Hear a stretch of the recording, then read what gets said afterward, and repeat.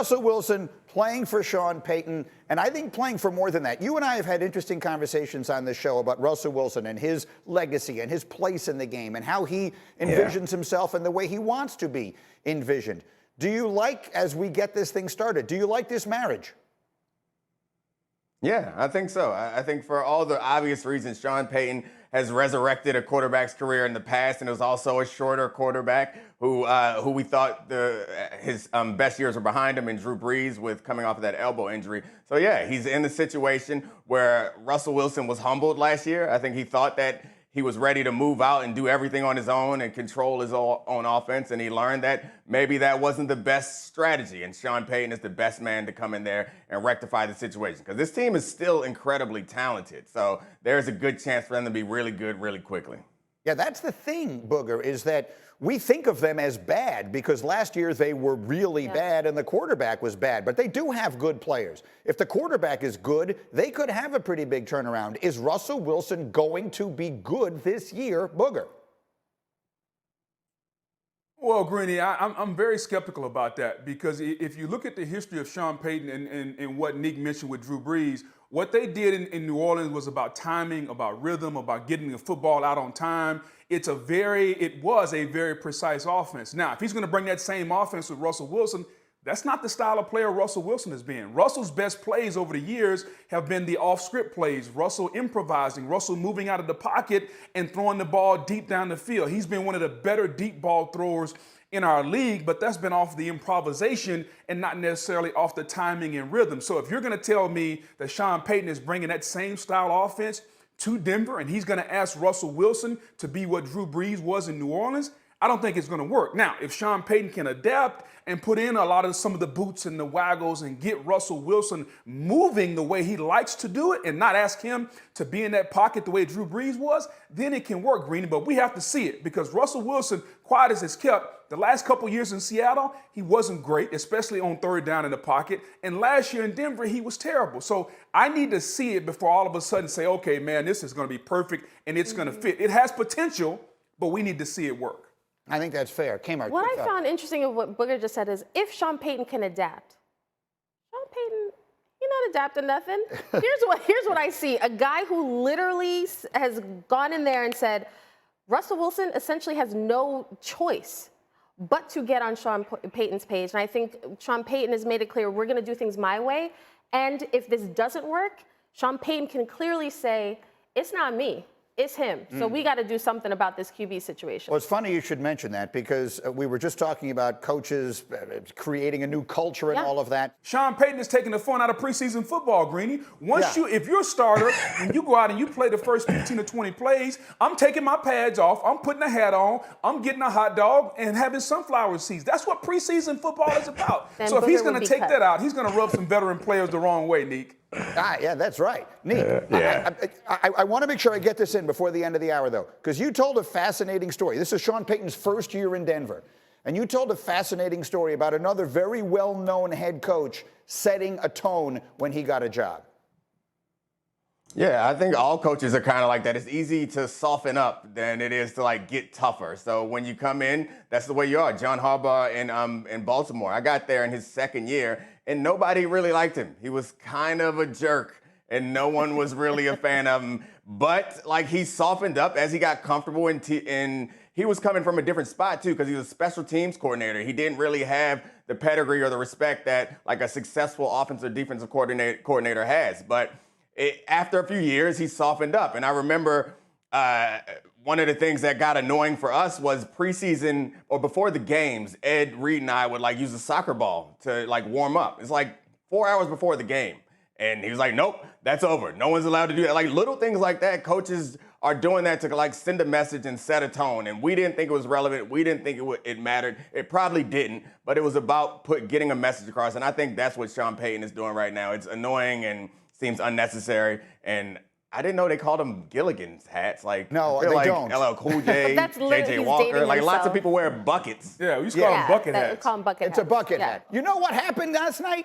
We talked so much about Aaron Rodgers on the show over the last few years, particularly you, Kmart, and you, Dominic Foxworth, and you tell me you did not fall in love with that man last night. I mean, I wish that I could say that I didn't, but I'm a sucker for good storytelling and good filmmaking. I fell in love with Dan Campbell last year after 2 episodes of Hard Knocks. It only took me half an episode to start rooting for Aaron Rodgers this year. And even Zach Wilson. Like, by the end of the episode, I'm rooting for Zach Wilson. Those damn Hard Knocks producers and directors, they just keep playing tricks on me, and I don't think I like it. I think I'm done this season. I don't want to fall any more in love with the Jets. Listen, I'll take care of that for you. The thing is, the Jets didn't want to be a part of this. Not at all. This is going to be so good for everybody involved. It's ridiculous. They came out looking great last night, and Rodgers, I mean, all kidding aside, he's the greatest thing that ever happened. Go ahead. So I had tweeted last night, guys, did Hard Knocks make the Jets and Aaron Rodgers actually lovable now? Because I'll tell you, Greeny, not everyone in the NFL shares your optimism for this team. I get text messages all the time from people saying, just watch. The Jets are going to implode. Just watch. Like, there is literally not just fans, but like people within the NFL, other teams not feeling the Jets. And I think what we saw last night was why you can actually believe in this team. Why Aaron Rodgers looks like a different guy. It doesn't look like that he looks happy. He looks invested. And that was the big question for Aaron Rodgers. Will he be invested in this team, or is he just here for the money? Is he looking to just stick it to Green Bay? And these kids love him, and I think he clearly, genuinely loves them and mentoring Zach Wilson. Do you know what those people are? Those people are crows. They're crows. They're crows. And the Jets are a soaring eagle. They're soaring eagle. If you watched it last night, you know exactly the reference I'm making. It was Robert Saleh's opening speech to the team. All the haters are just crows, and the eagle flies, soars up high, and they all die in the oxygen. You know, if you don't have no haters, you ain't popping. That's exactly right. A wise man once said that. I've been popping for a long time. Wow. All kidding aside, you got these young guys. They're looking for a leader, right? They need someone to do it. They've got all this talent, and they don't really have the direction. I believe that we saw last night. That's the most important takeaway. They're following him, and I think it is the best thing that could possibly have happened. Yeah, Greeny, it's almost like if Hard Knocks would have been in Tampa when Tom Brady came. And Tom Brady had the Buccaneers at high school fields, and they were doing whatever he was saying. He had the center, Ryan Jensen, putting baby powder down his butt. I mean, whatever Tom Brady wanted, everybody here in Tampa was doing, and it was all good. It's just, Dominique, you know what I'm talking about. And it's the same thing with the New York Jets. Like, we're describing an icon, an all-time great, and when he gets there, everybody is in awe of him. Everybody's hanging on every word he says.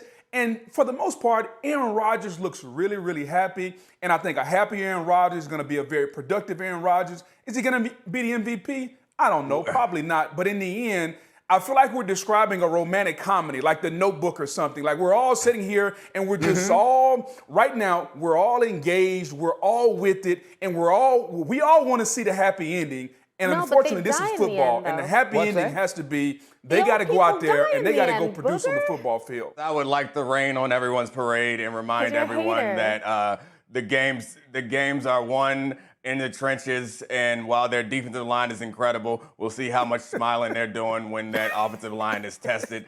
I also appreciated Robert Saleh's opening speech. However, if you are going to use a metaphor, try not to use a metaphor that is the mascot for the NFC Championship team. Like, who are the Eagles? They're in Philadelphia. Y'all aren't Eagles. Y'all are Jets. So come up with some elaborate metaphor that makes the Jet the hero. That's all. Just a little coaching, coaching. Coaches need coaching too.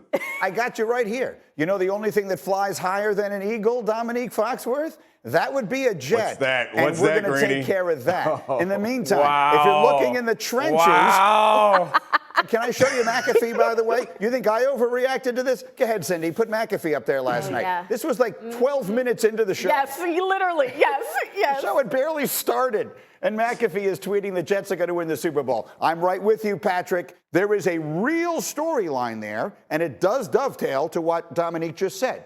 The Zack Martin thing is not getting any better. Zack Martin is the best, maybe the best guard in the NFL. And he's holding out.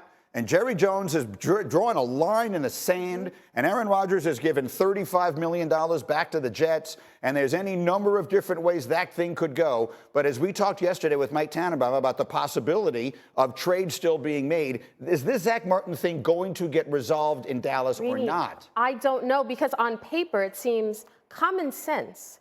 Jerry, sell a yacht, do something. Because Zack Martin is actually their best player. I understand Micah Parsons, no disrespect to him, but when you think about Dak, the importance of this offensive line, the continuity of it, Zack Martin is the best at his position, and he's the 8th highest paid average salary per year at that position. And that's a crime. And I understand he signed, Jerry's point was he signed a contract. When he did, he was like one of the highest, and hey, he'll show up when he shows up. I don't like the tone, because I think your foundational pieces, you need to speak about them differently. I understand the business aspect of it, I really do, but he is integral to their success, particularly this offense, and to Dak. Absolutely. And so, look, if you want to know how good a guard is and how important a guard is, ask a defensive tackle. So I will. Booger McFarland, talk to me about just how significant this holdout could be for the Cowboys. It's very significant, and he's a Hall of Fame player, Greeny. Let's face it, 5 years after he retires, he's going into the Hall of Fame, and he deserves more money. With that being said, I also understand Jerry's side, because Jerry's saying, we paid you a contract at the time that made you the highest paid guard and the second highest paid lineman in the NFL, and now all of a sudden you want to come back and get more money. Oh, by the way, we got to take care of some of these young stars.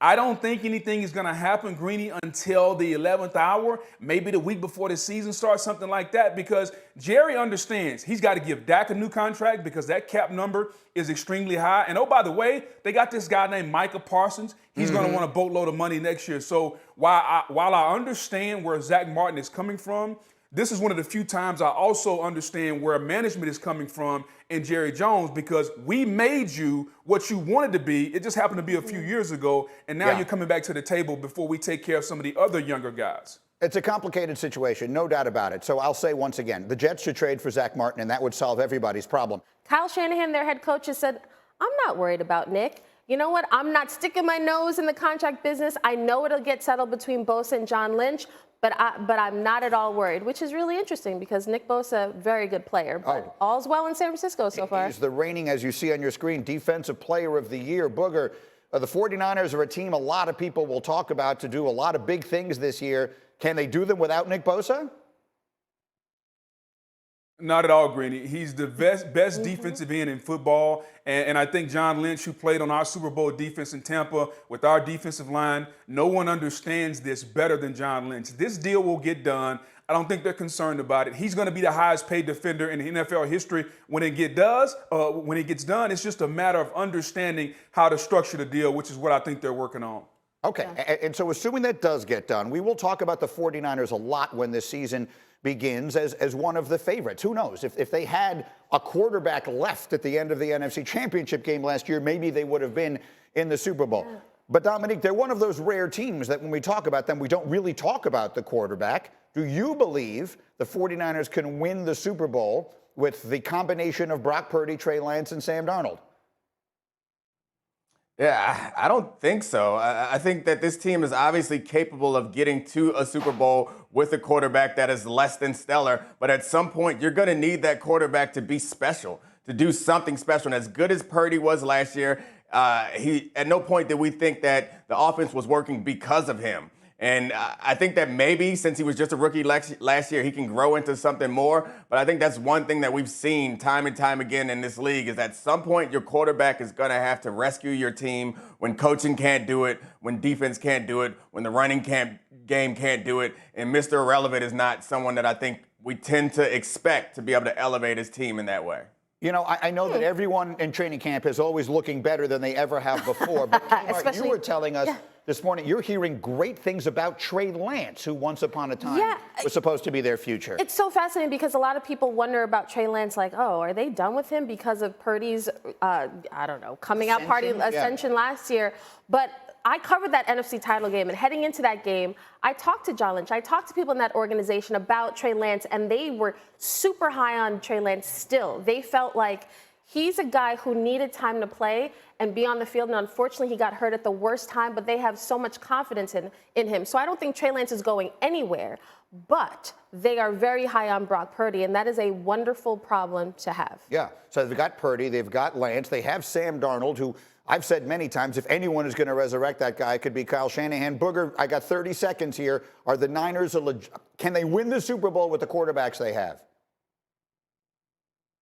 Yeah, Greeny, to me, there's no doubt because they were within one throw of winning the Super Bowl with Jimmy Garoppolo. They tried to go out and get Trey Lance to bring an extra additive, somebody special. That hasn't worked out yet. I think Brock Purdy is going to be the starter, and everybody out there feels confident in him, especially what he did last year. And Greeny, the real battle in San Francisco is between Trey Lance and Sam Darnold because from what I'm hearing, they love what they see in Sam Darnold for the number 2 spot.